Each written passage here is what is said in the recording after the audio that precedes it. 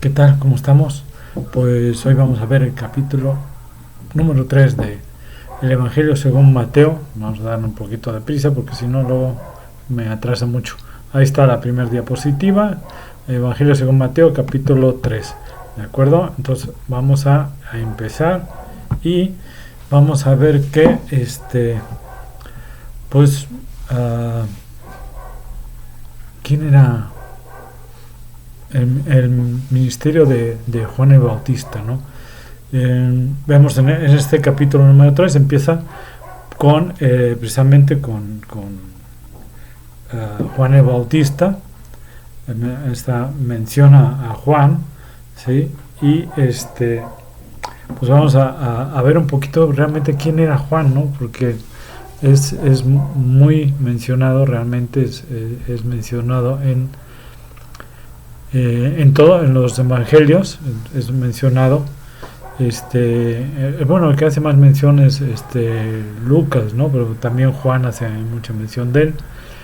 Y acuérdense que él había sido engendrado, bueno, él fue engendrado 6 meses antes que que Jesucristo, ¿sí?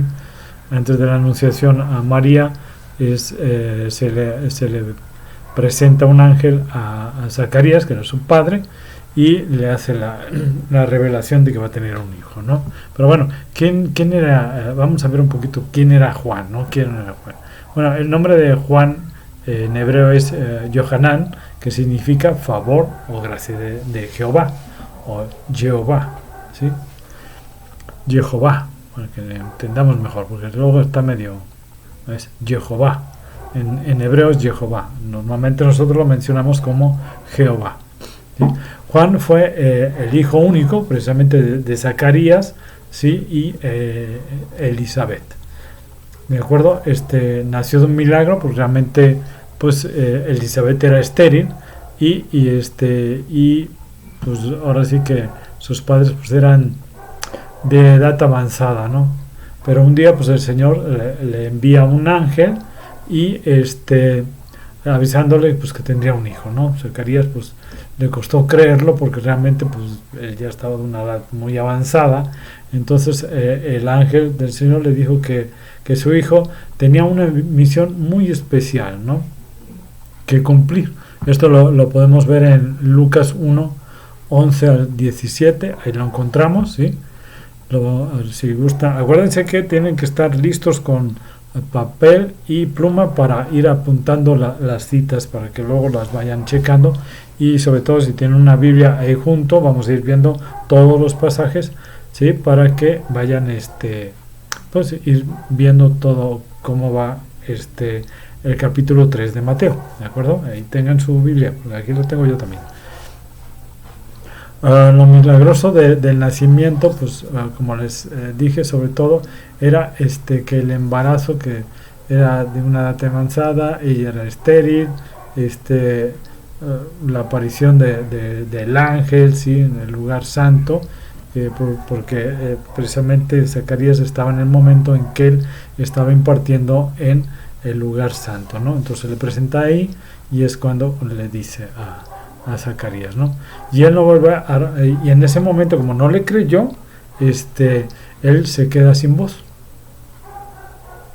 no escuchaba, y hay algunos que dicen que no perdió la voz nada más, otros que decían que perdió la voz y el oído, ¿no? Pero bueno, realmente lo que normalmente todos hemos sabido es que había perdido la voz, ¿sí?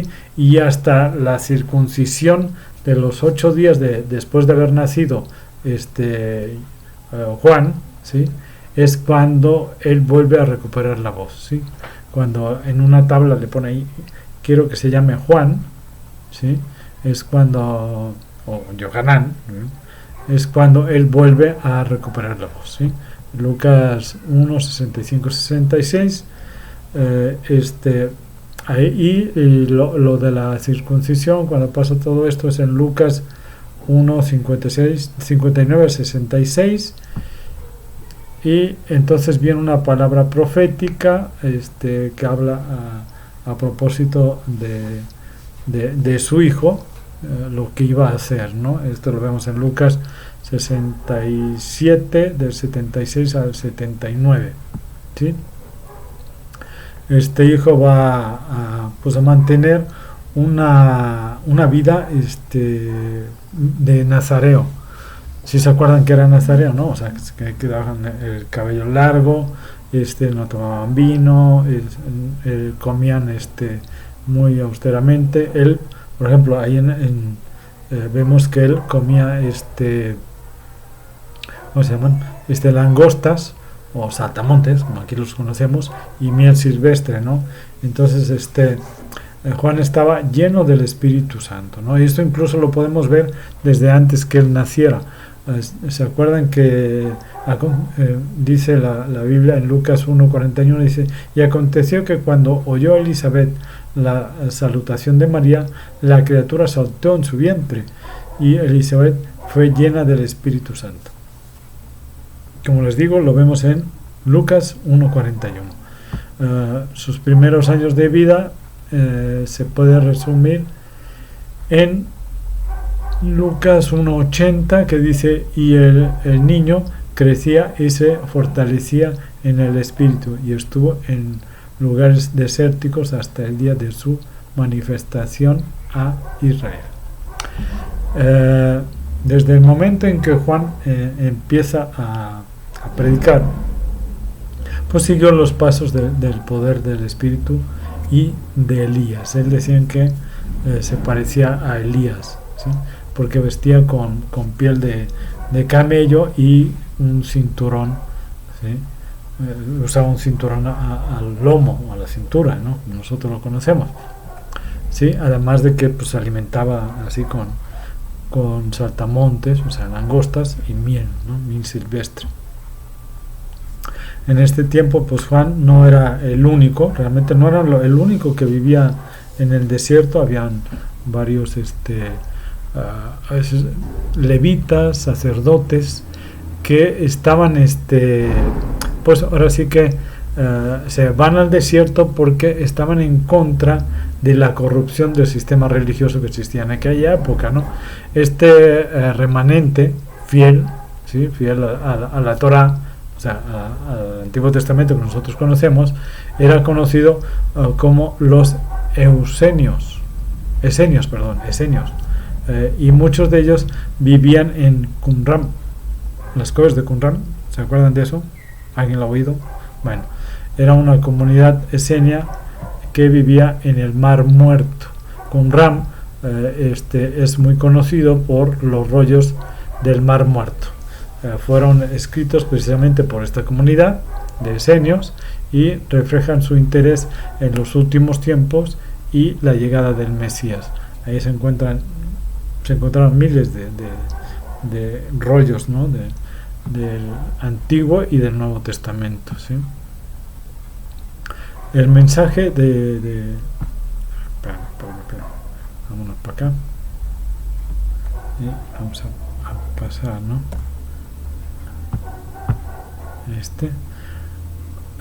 Ahí está. Vemos el mensaje de Juan el Bautista, ¿no? En aquellos días pues vino Juan el Bautista predicando en el desierto de Judá y diciendo: arrepentíos, porque el reino de los cielos se ha acercado. Esto de en aquellos días es un término, pues sí, es general, ¿no? Muy general. No es poco cronológico totalmente, ¿sí? Pero relata un suceso histórico y donde convergen pues el ministerio de Juan, ¿sí? Y el principio o comienzo del ministerio de Jesús, Yeshua, ¿sí? Ya lo hemos mencionado esto, ¿de acuerdo? Entonces vemos que vemos que se convergen esos dos tiempos, ¿no? Y predicando en el desierto de Judá diciendo: arrepentíos, ¿no? El mensaje de Juan era un llamado al arrepentimiento. El arrepentimiento no es un sentimiento, ¿no? Es una acción. Juan les dijo a sus oidores que cambiaran su manera de pensar, no solamente que se sintieran culpables por lo que habían hecho, ¿no? Sino que se arrepintieran, pero realmente cambiaran la dirección de lo que ellos estaban haciendo, ¿no? No podemos venir al reino de los cielos a menos que dejemos nuestro pecado y vida egoísta, ¿sí? Que volvamos a nacer de nuevo, ¿de acuerdo? Es completamente correcto decir que esta es la primera palabra del Evangelio, ¿no? Arrepentíos fue la primera palabra del Evangelio de Juan el Bautista, ¿sí? Es Mateo 3, 1 y 2, ahí lo podemos ver, búsquenlo, ahí lo estamos leyendo, ¿sí? Arrepentíos fue la primera palabra del Evangelio de Jesús en Mateo 4, 17, Marcos 1, 14 y 15. Arrepentíos fue la primera palabra del ministerio de la predicación de los 12 apóstoles en Marcos 6, 12. ¿Sí? Arrepentíos fue la primera palabra de las instrucciones de predicación de Jesús que Jesús les dio a los discípulos después de la resurrección, Lucas 24, 46, 47. ¿Sí? Arrepentíos fue la primera palabra de exhortación en el primer sermón cristiano, ¿sí? Hechos 2:38, ahí lo vemos, eso ya lo vimos cuando estudiamos Hechos. Arrepentíos fue la primera palabra en la boca del apóstol Pablo a través de su ministerio, Hechos 26, 19, 20. Porque el reino de los cielos se ha acercado, ¿sí? Es lo que sigue. Dice Juan, pues quería que la gente supiera que el reino de los cielos estaba cerca, ya se estaba acercando. Lo vamos a ver ahí que llega Jesucristo, ¿no? Jesús, Yeshua.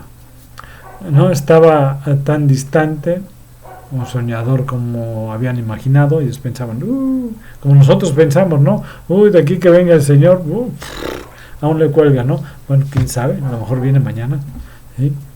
Es por eso que Juan estaba tan apresurado en su llamado al arrepentimiento. Si el reino de los cielos se ha acercado, pues el rey, el Mesías, ya viene, ¿sí? Eso es lo que él estaba diciendo, ¿de acuerdo? Vamos acá, voy a pasar, ahí está. Bueno, la identidad de Juan el Bautista, ¿no? Pues este es aquel de quien habló el profeta Elías cuando dijo: voz del que clama en el desierto, preparad el camino al Señor, enderezad sus sendas. ¿Sí? Y Juan estaba vestido de pelo de camello y tenía un cinto de cuero alrededor de sus lomos, y su comida era langostas y miel silvestre. Preparar los caminos, ¿no? Vamos a empezar ahí, ¿sí? Mateo usaba este pasaje de Elías 43, ¿sí? Para identificar a Juan el Bautista como el precursor profetizado del Mesías. Este es el rol, el prometido de Juan era preparar corazones para el Mesías, ¿sí? Y dar a conocer el pecado entre Israel, para que pudiera recibir la salvación del pecado por medio del Mesías, ¿sí? Mateo 1, 12, ahí lo vemos. Enderezad sus sendas, el pasaje que cita Mateo, Isaías 43, sigue siendo el mismo, tiene en mente construir una gran senda para la llegada del Rey majestuoso, ¿no? La idea es llenar hoyos, derribar los montes que se encuentran en el camino, ¿no? Allanate el paso para que llegue el Rey. Jesús era el Mesías y el Rey venidero. Juan el Bautista era el que clamaba en el desierto y por medio de su mensaje de arrepentimiento trabajaba para preparar el camino del Señor. A veces llamamos a apreciar la importancia de la preparación del trabajo del Señor, ¿no? Cualquiera puede pensar, fácil, ¿no? No, es una gran obra, ¿no? Es una obra que Dios comienza con una gran preparación, ¿no? O sea, no es sencillo.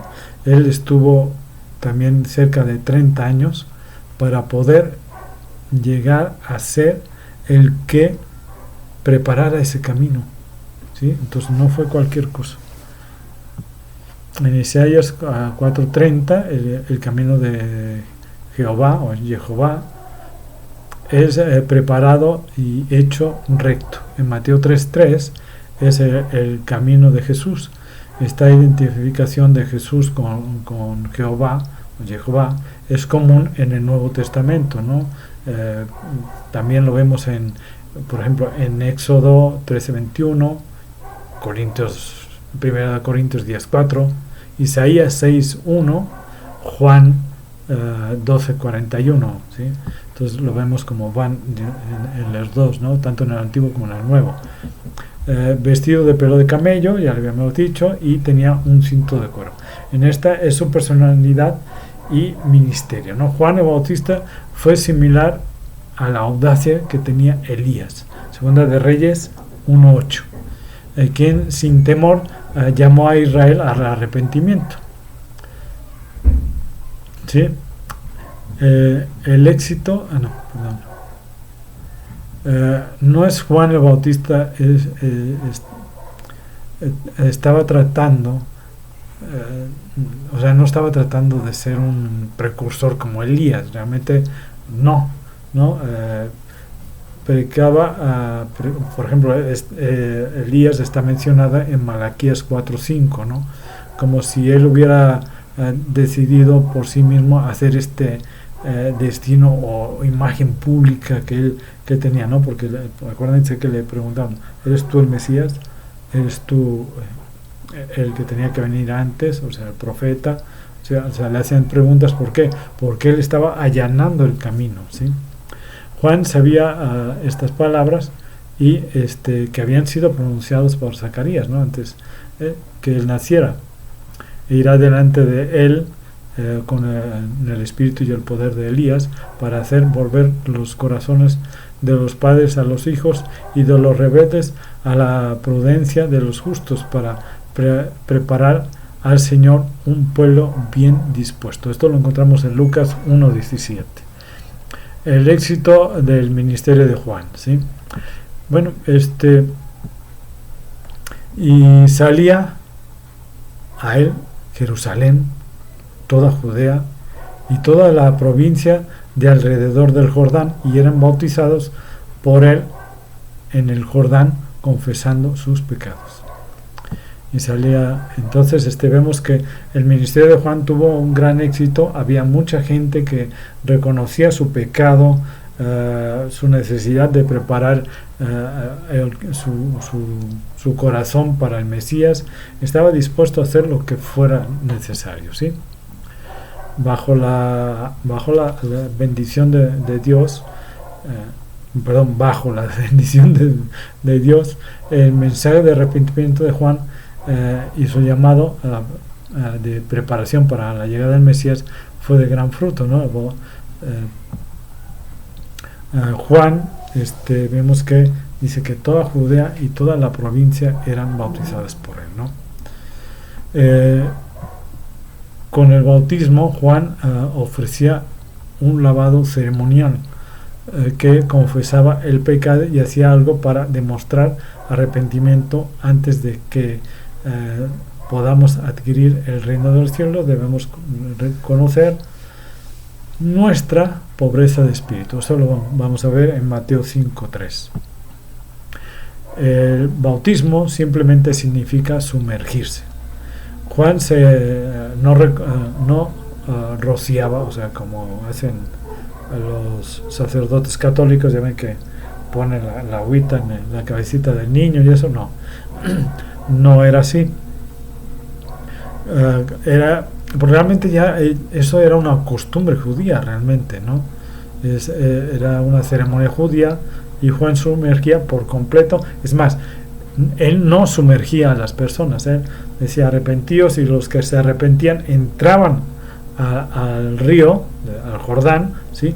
Y ellos mismos se sumergían y salían, ¿sí? Entonces eso era morir al pecado y volver a resucitar, a revivir, ¿sí?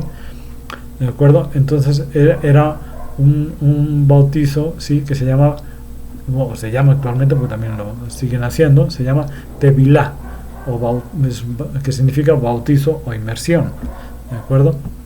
Y a ellos lo hacían por varias cosas, ¿no? Limpieza ritual, cuando alguien estaba impuro, era impuro, la palabra hebrea es tameire,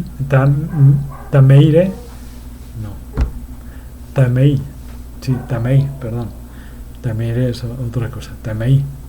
Debía entonces pasar por una inmersión ritual antes de poder entrar al templo. Es más, en los templos estaban ahí las pilas estas en donde se podían sumergir, ¿sí? Se sumergían y ya salían y ya podían entrar al templo, ¿sí? Cambio de estado, cuando alguien se casaba, o iniciaba un nuevo ministerio, o se convertía al judaísmo, entonces pasaban por las aguas de la mikvah, que es el lugar precisamente donde se meten a la inmersión, ¿sí? Y esas pilas que habían se llamaba mikvah, ¿sí? El concepto era dejar atrás, pues, la vida pasada, ¿sí? Y entrar a una nueva vida. Eso lo vemos en Juan 3:4 y Efesios 4:22-24.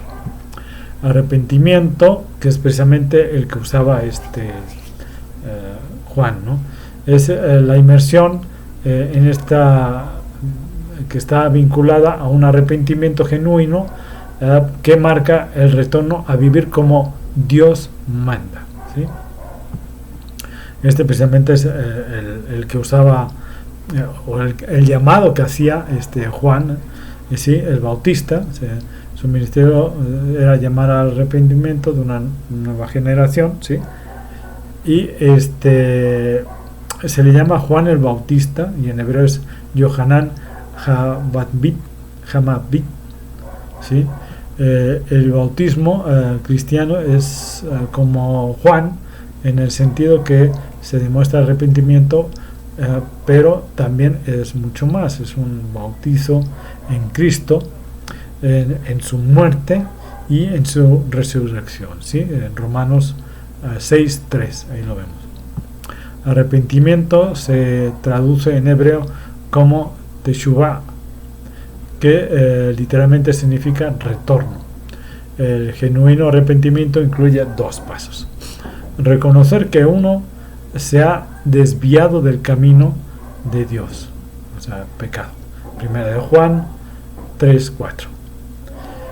Y el segundo es regresar a vivir como Dios manda, ¿sí? Como dice Juan, ¿no? Dar frutos de arrepentimiento. No, Juan el Bautista, sí. Entonces vamos a pasar a ver qué sigue. De acuerdo. Y la confrontación. Mira, ahí se me había pasado. Bueno, ahí está la limpieza ritual, el cambio de estado y el arrepentimiento.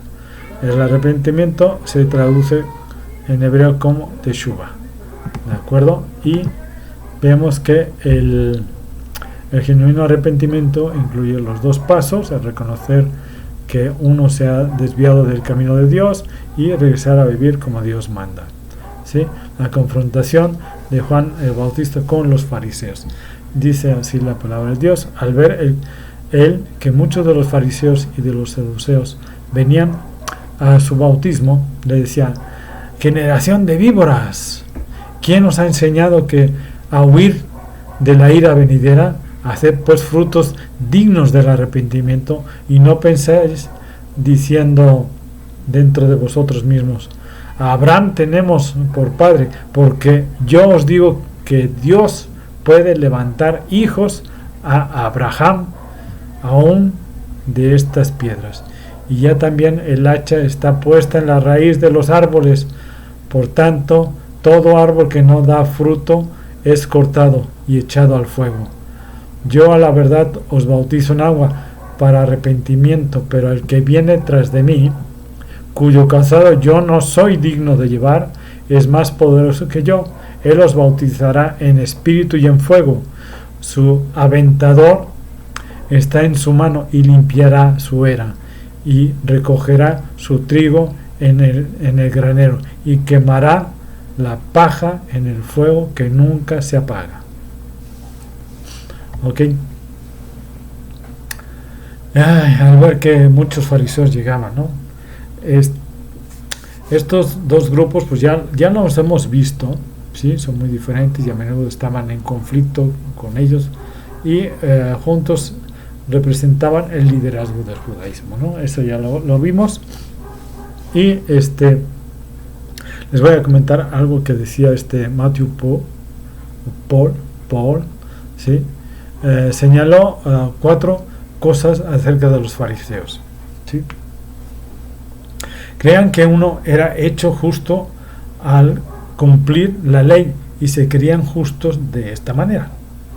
A menudo malinterpretaban la ley, mantuvieron muchas tradiciones que pensaban que tenían lo mismo o mayor autoridad que las escrituras. Es el Talmud, ¿sí? Y también llamado ley oral. A menudo eran hipócritas y sus prácticas descuidando la esencia y el espíritu de la ley por aspectos de observancia externa o de la ley oral, ¿sí? Generación de víboras, ¿no? Sí, o sea, les gritó, no piensa que hay generación de víboras, no, o sea, les gritó generación de víboras, ¿no? Y todos ahí como diciendo, ¿y ahora qué, no? Pues sí, ¿quién nos ha enseñado a huir de la ira venidera, ¿no? O sea, de la ira de Dios, ¿sí?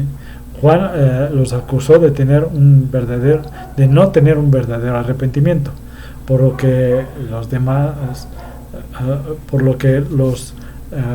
demandó fruto digno de arrepentimiento, ¿sí?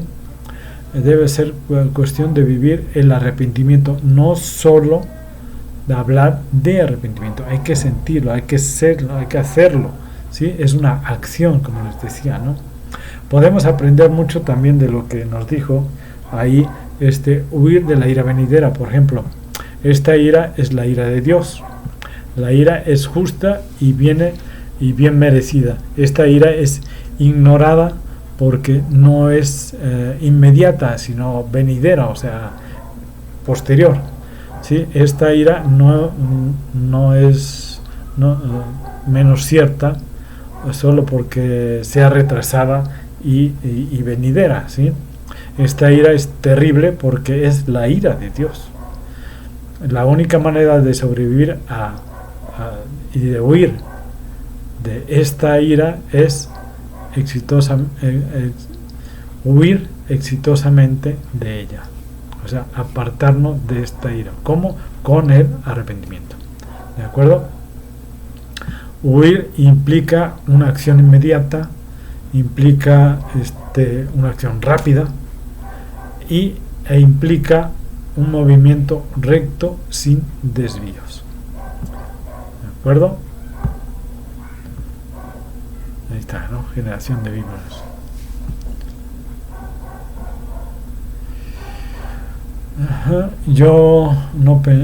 No penséis que decir dentro de vosotros Abraham tenemos por padre, ¿va? Ok, Juan les advierte pues de que no deben de confiar que porque descienden de Abraham, ¿sí? Ya no les puede pasar nada, ¿no? Ellos confiaban mucho en lo que ellos llamaban los méritos de Abraham, ¿sí? Incluso en esos días, ya le habíamos mencionado, ¿no? En esos días enseñaban que los méritos de Abraham eran suficientes para la salvación de los judíos, ¿sí? Y que una persona judía no podía ir al infierno, porque ahí estaría Abraham ¿sí? En la entrada del infierno diciendo, no, tú eres judío, tú te vas para allá, ¿sí? Sí, en serio, no es broma, ¿sí? Ya también el hacha está puesta a la raíz de los árboles, ¿no? Spurgeon,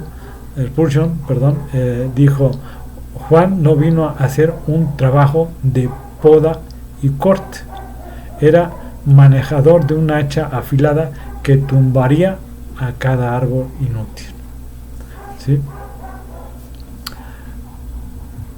Es como cuando un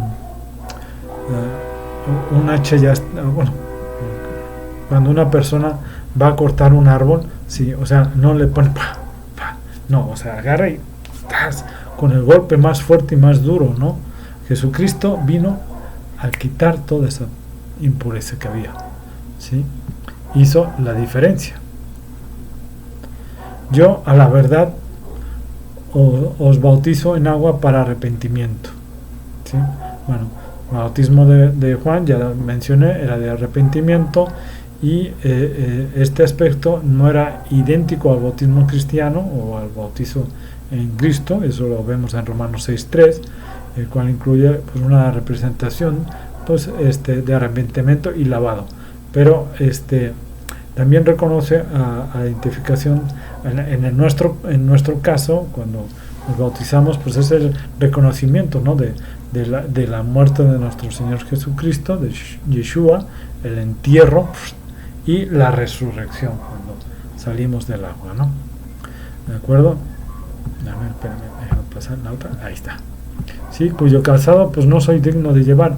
Juan reconoce su lugar ante Jesús.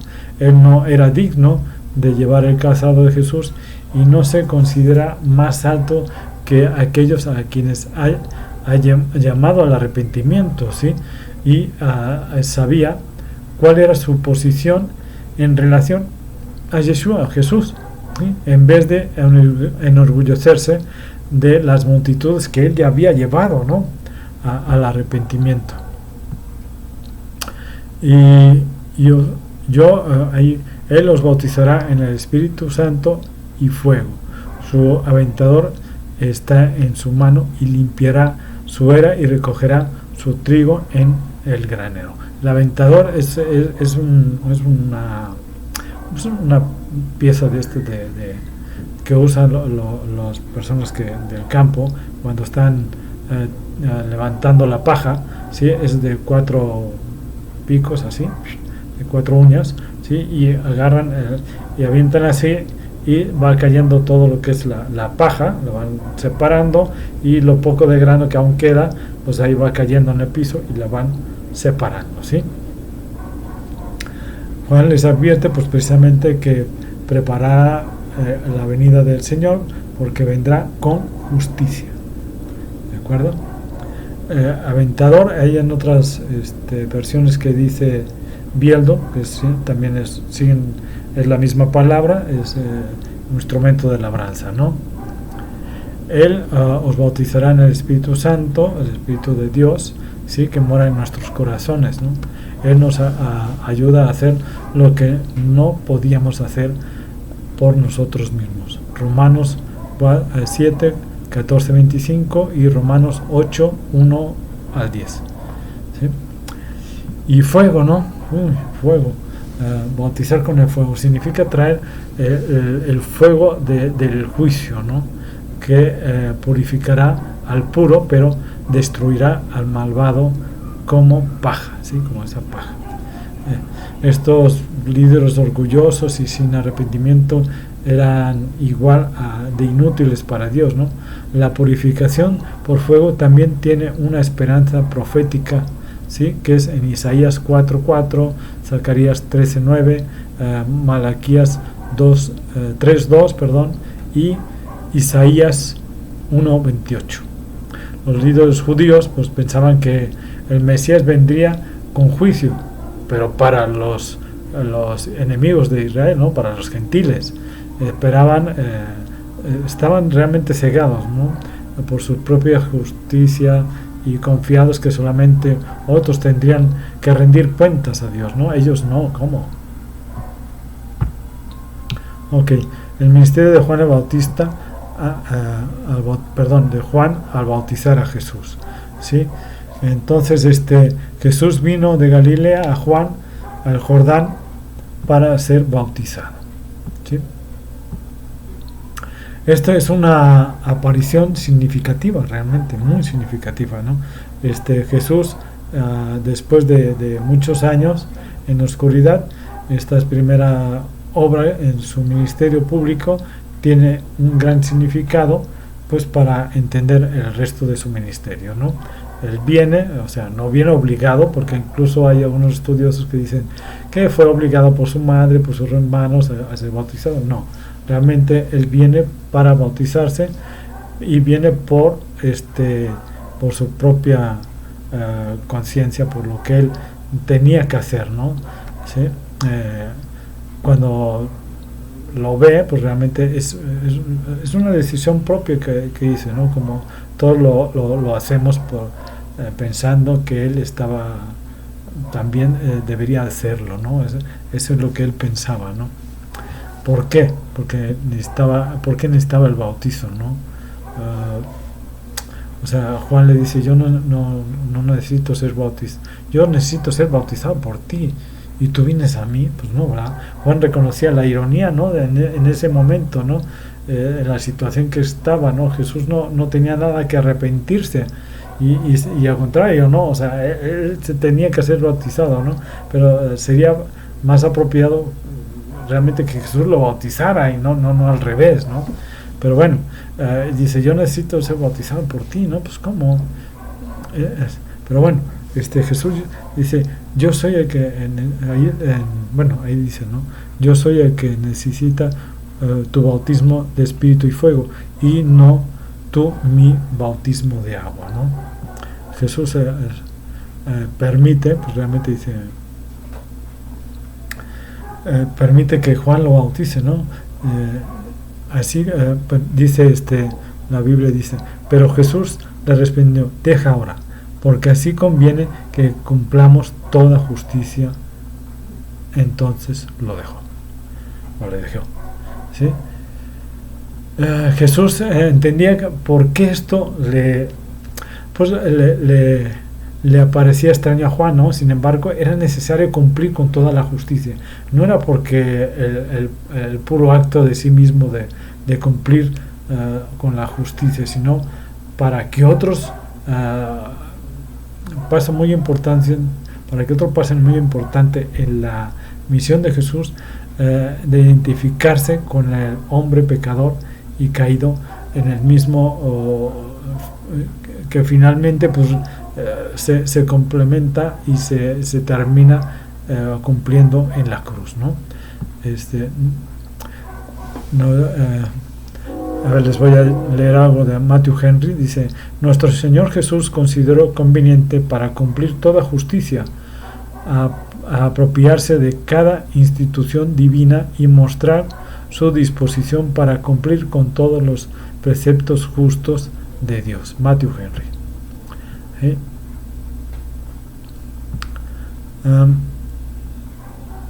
Déjenme pasar a la que sigue, así.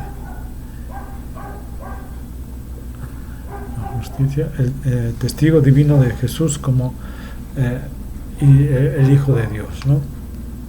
Vamos a ver, aquí los cielos fueron abiertos, ¿sí? Debemos de entender que Jesucristo tenía ya la conciencia de qué es lo que iba a pasar, ¿sí? Cómo iba a suceder. Entonces es sumergido, se sumerge en el agua, sale, ¿sí? Entonces en ese momento los cielos son abiertos. Les voy a leer la parte esta, ¿no? Y Jesús, después que fue bautizado, subió luego del agua, y aquí los cielos le fueron abiertos, y vio al Espíritu Santo, al Espíritu de Dios, que descendía como paloma y venía sobre él, y hubo una voz del cielo que decía, este es mi Hijo amado, en quien tengo complacencia. ¿De acuerdo? Los cielos fueron abiertos. Era importante que Dios el Padre demostrara públicamente que el bautismo de Jesús no era como cualquier otra persona, ¿sí? Sino que era el sentido de que era no solo por arrepentimiento, sino que era una identificación justa con el pecador motivado por el amor. Era agradable para el Señor, ¿sí? El Espíritu de Dios se desciende como paloma, o sea, no sé cómo era, no era una palomita ahí bajando, no, era como paloma, porque como que cae, ¿no? Como que baja sobre él como un manto, como algo divino que bajó del cielo hacia su Hijo, ¿no? Esta fue una experiencia dramática con el Espíritu Santo, el Espíritu de Dios, ¿sí? Descendiendo sobre Jesús de una manera realmente, o sea, no sé, para que la gente que estaba ahí lo pudiera ver, ¿no? Sobre todo que había fariseos y saduceos que pudieran verlo, ¿no? ¿Sí? Muchos lo asemejan con el Espíritu de Dios sobre los discípulos en la reunión en Hechos 2, 1, 4, del 1 al 4. ¿Sí? Este es mi Hijo amado en quien tengo complacencia. Cuando esta voz del Padre, Jehová, ¿sí?, habló desde el cielo, todos supieron que Jesús no era simplemente un hombre sencillo bautizándose, no. Sabían que Jesús era el Hijo perfecto de Dios, en quien tengo complacencia, ¿no? Identificándose con el pecador. En el bautismo de Cristo, pues una manifestación de tres personas, ¿sí?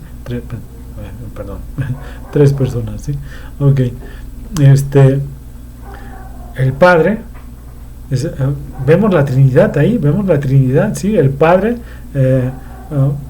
confirmando al Hijo como mediador, y el Hijo que solemnemente se encarga de la obra, ¿no? A la hora que baja el Espíritu Santo, desciende sobre él como ser comunicado al pueblo por mediante él, ¿no?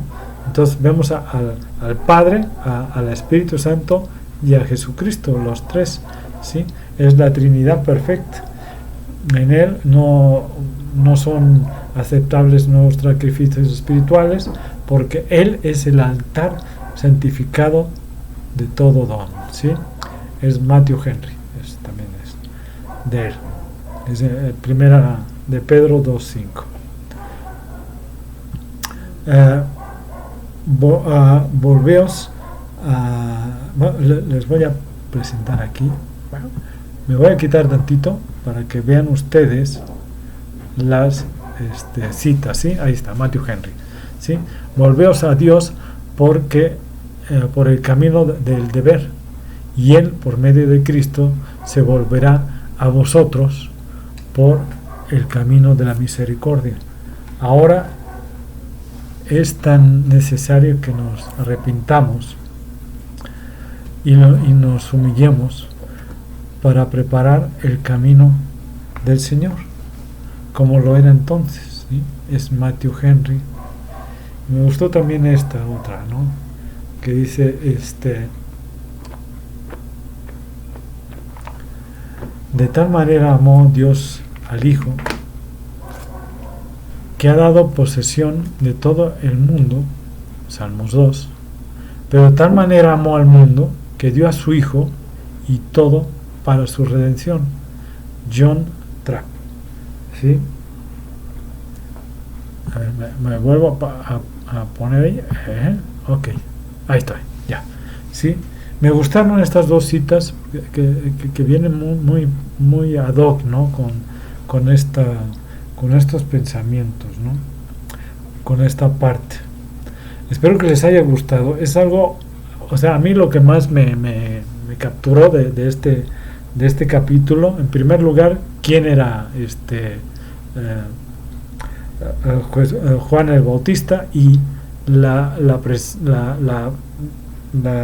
presencia de la Trinidad, ¿no? Ahí vemos perfectamente la Trinidad, los tres en uno solo, ¿no? Entonces viene el Espíritu de Dios Padre, baja el Espíritu de Dios, ¿sí? El Espíritu Santo, y cubre a Jesucristo, Dios hecho hombre, ¿sí? Entonces es increíble, ¿no? Me gustó mucho.